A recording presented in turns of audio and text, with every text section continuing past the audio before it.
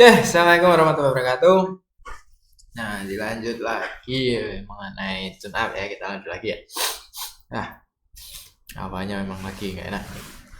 Oke, yaitu kita bahas tentang sistem RAM. Yang kemarin kita bahas tentang RAM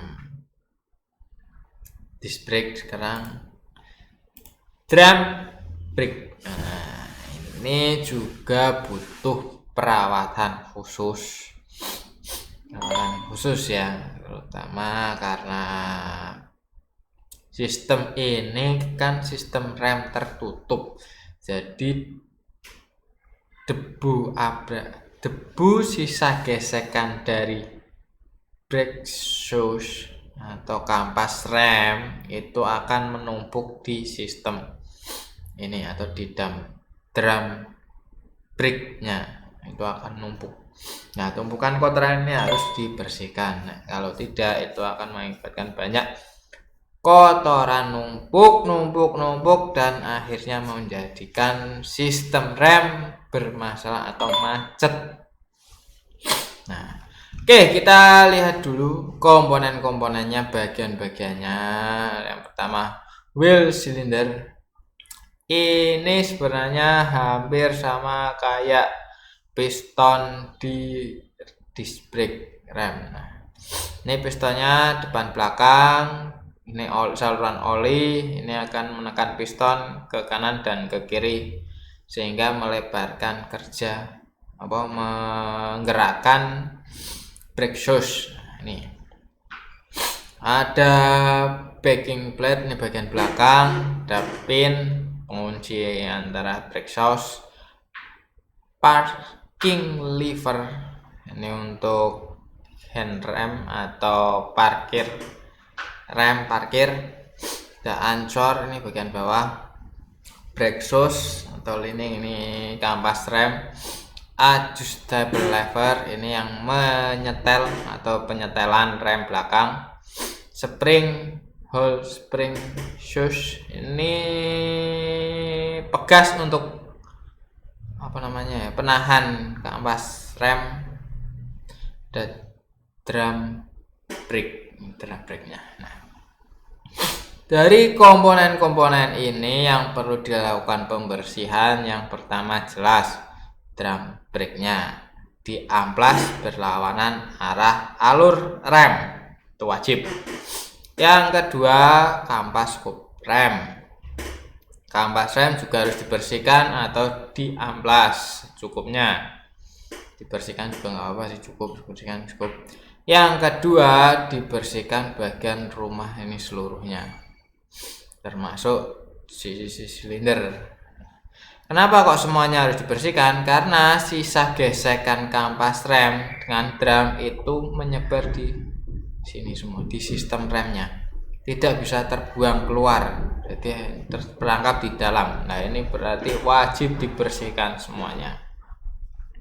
Nah, ketika sudah dibersihkan juga wajib dilakukan penyetelan adjuster lever ini menggunakan obeng kecil, dicungkit-cungkit ke atas atau dikebawahkan sesuai setelan hand remnya sudah enak atau belum.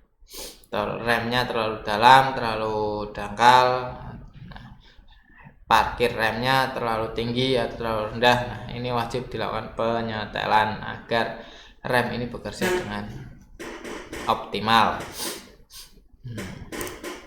Oke, yang pertama kita bahas kampas remnya. Nah, ini ada dua kondisi kampas rem. Yang ini sudah mulai aus, sudah terlihat mengkilap. Ini yang baru. Ini yang lama sudah mulai tipis. Ini yang baru masih tebal. Nah, ini wajib ya. Biasanya untuk kampas rem belakang itu sering, kalau memang sudah agak aus, itu biasanya hand remnya mulai harus tarik kuat. Kalau enggak akan masih terasa menggelinding, atau ketika diparkir masih bisa bergerak roda belakangnya. Nah, kalau enggak, mulai ketika pengereman itu rem belakang tidak berasa melakukan proses pengereman, tapi lebih banyak gaya pengereman dilakukan di roda depan. Roda belakangnya lebih tidak ada tahanan remnya. Nah, itu bisa dimungkinkan dari kampasnya yang sudah aus atau setelannya yang kurang tepat. Nah, kita lanjut berikutnya, yaitu pemeriksaan drum brake. Kejadian banyak hal yang sering terjadi itu di sininya mulai mengalur, terjadi alur. Di sini ada karat dan lain sebagainya. Nah, alangkah baiknya ketika sudah mulai alur, ini yang mungkin kalau alurnya nggak terlalu dalam, bisa dilakukan pengamplasan berlawanan alurnya. Naik turun, naik turun, naik turun. Kalau memang alurnya sudah dalam, sudah paras, dilakukan pembubutan agar ini menjadi rata lagi, karena ini sangat mempengaruhi kinerja rem, atau lagi ketika lagi proses pembongkaran dan pengereman. Ini kalau semakin banyak alur akan menjadi, bahasa bengkelnya, ganset, atau remnya nempel dengan drum brake. Ini bahaya. Silakan dilakukan pembubutan boleh, atau penggantian sekalian. Saya sarankan itu lebih baik daripada alur ini dipertahankan atau dibiarkan saja. Nah, yang berikutnya itu pemasangan brake shoes atau rem. Nah, ini bekas penguncinya tadi, ini setelannya yang di belakang ini. Ini untuk hand rem, kabel hand rem. Nah, bagian ujung sini atau yang masuk ke piston, ini piston silinder, ini yang ketika proses pengereman diinjak, injak rem ini akan ke kanan, ini ke kiri. Di sini terkena berhubungan dengan drum brake. Nah, ujung sini ini dikasih stempet. Tapi permukaan ini semua ini harus dibersihkan semuanya dari debu sisa rem. Ini kan kotor nih. Nah, ini dekil, ini sisa rem. Jadi silahkan dibongkar, dibersihkan dulu semuanya. Hati-hati karet rem, karet silinder jangan sampai terkena bensin terlalu lama, nanti enggak mulur atau apa. Jadi silakan dibongkar, dibersihkan semua, terus yang bagian ini dikasih stempet, baru dipasang lagi. Nah, kita fokus ke proses penyetelan ini, Mas, yang kadang kalian lupa. Nah,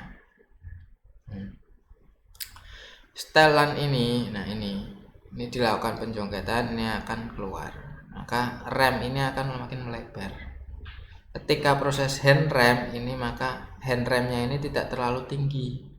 Berbeda kalau setelannya terlalu rendah, kamu harus ngangkat hand rem ini terlalu jauh untuk mengunci remnya. Jadi silakan dilakukan penyetelan. Nah, cara penyetelan paling gampang itu ketika mau masang drum brake-nya ke kampas. Nah, itu dikasih jarak sedikit. Jadi kamu pentokkan dulu setelan sampai drum brake itu kok masuk susah, turunkan 1 atau 2 pas. Nah, selesai penyetelan, enak seperti itu. Jadi dimaksimalkan sampai drum brake-nya itu mau dimasukkan ke kampas remnya itu susah. Nah, ini dimaksimalkan, drum brake-nya dimasukkan susah. Nah, baru kamu turunkan setelannya sehingga kampas rem itu mengecil sedikit, baru kamu masukkan. Nah, jadi kanan kiri sama. Berawal dari posisi drum brake dimasukkan susah, baru diturunkan 2 atau 3 klik. Nah, selesai. Oke, sekian untuk rem belakangnya. Terima kasih. Wassalamualaikum warahmatullahi wabarakatuh.